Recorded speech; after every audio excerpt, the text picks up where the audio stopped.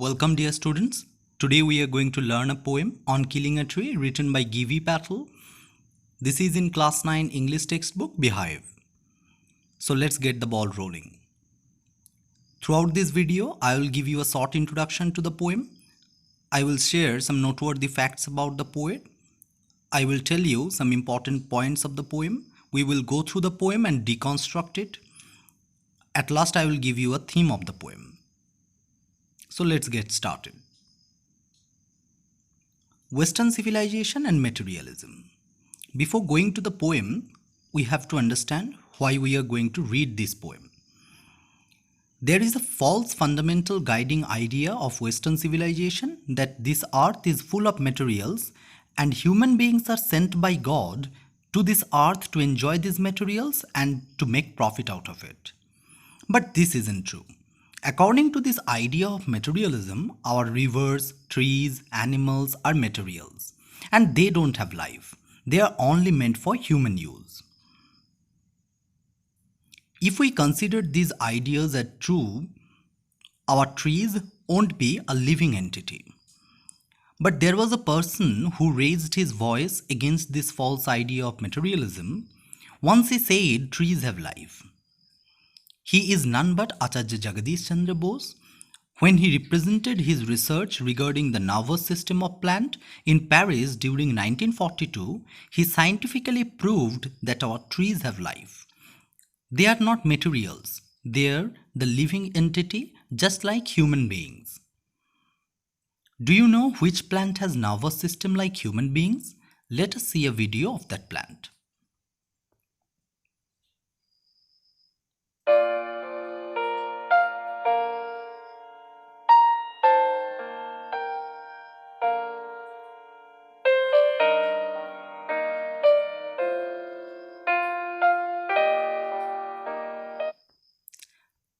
What do you think about this picture?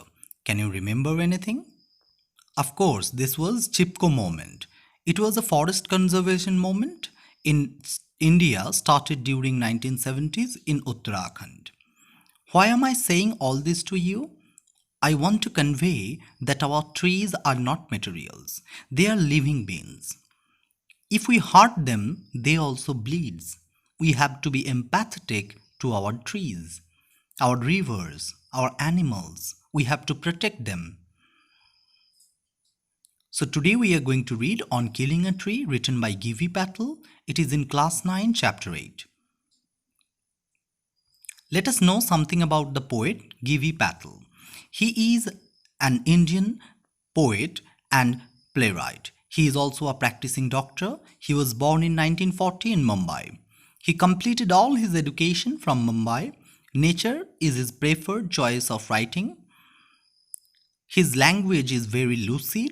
His poetry is emphatic, economical yet powerful. Among all of his plays, Princess, Savaska, Mr. Baham, they are the noteworthy one. And one of his collection of poems, How Do You Withstand, is the most prominent one. So let us know some important points of the poem. The title, that is On Killing a Tree, ironically suggests that how trees are being killed, but they must not be killed. He taunts us by saying that it is hard to kill a tree with a knife, for trees are the most primitive life and source of life that deserves to live on this earth without any problem caused to them. Mother Nature is also there to protect them. The poet also instructs how a tree is killed. He gives out the message that trees are like human beings. He conveys that the tree is very deep-rooted and cannot be wiped out so easily. So let us begin with the first stanza of the poem. It goes like this. It takes much time to kill a tree, not a simple jab of knife will do it. It has grown slowly, consuming the earth, rising out of it, fading upon its cast, absorbing years of sunlight, air, water, and out of its leprous hide, sprouting leaves.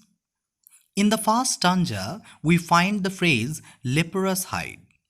Here the word leper's hide stands for the bark of the tree that looks like a disease called leprosy. Let us understand what the poet wants to say.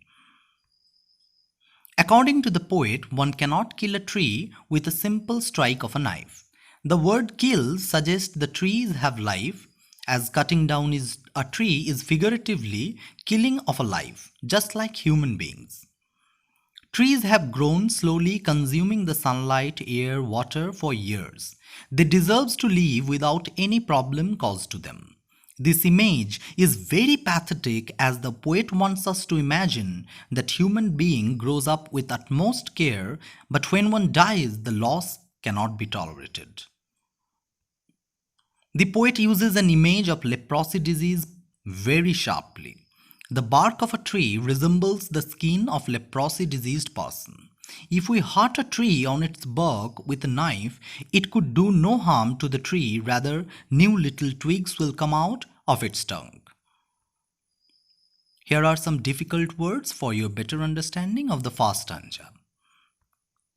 Let us go forward with the second stanza. This goes like this. So hack and chop, but this alone won't do it. Not so much pain will do it, the bleeding bark will heal. From close to the ground will rise curled green twigs, miniature boughs, which if unchecked will expand again to the former size. Here in this stanza, we find the phrase bleeding bark. The term bleeding bark figuratively depicts the bleeding skin of the human being and ironically wants to convey that trees have life. They even bleed when we hurt them. So let us understand what the poet wants to say in the second stanza. The poet again suggests the ways to kill a tree. He is here that simple hack and chop won't kill a tree. The bleeding skin will recover soon and the new green leaves will come out of its bark. If we don't look at it, the tree will grow again to its former size. In this stanza, the poet conveys us in seemingly ironical way that every attempt to kill a tree is futile, as Mother Nature is there to protect them and would help to recover. Here are some difficult words for your better understanding of the second stanza. Let us go forward with the third stanza. No, the root is to be pulled out of the anchoring earth. It is to be roped, tied and pulled out and snapped out or pulled out entirely, out from the earth cave, and the strength of the tree exposed, the source white and weight, the most sensitive, hidden for years inside the earth. Here the phrase anchoring earth stands for an metaphor. Here the root of a tree is compared with the anchor of a ship. As an anchor helps a ship to stay on the shore, the root helps a tree to stand firmly on the ground. Let us understand the implication of the third stanza. With an extraordinary imagery, the poet wants to convey that the root of a tree acts like an anchor to stay firmly on ground. According to the poet, the secret source of the power of a tree lies in its root. So if you want to kill it, we have to tie a tree with rope and pull the root out from the earth. The earth, like a cave, helps the tree to hide its secret. The root is white, weight and sensitive. The poet speaks of the most vulnerable way to kill a tree in a serious manner, but his sharp sarcasm lies in his seriousness. Here are some difficult words for the better understanding of the third stanza. The fourth stanza we read like this. Then the matter of scorching and choking in sun and air, browning, hardening, twisting, withering, and then it's done. The last stanza tells us the process of scorching and choking. The rootless tree is scorched in the sunlight. It is choked as it doesn't get necessary minerals from its survival from the air. Then the color fades and hardens. It loses its proper shape, it twists and withers, and finally it dies.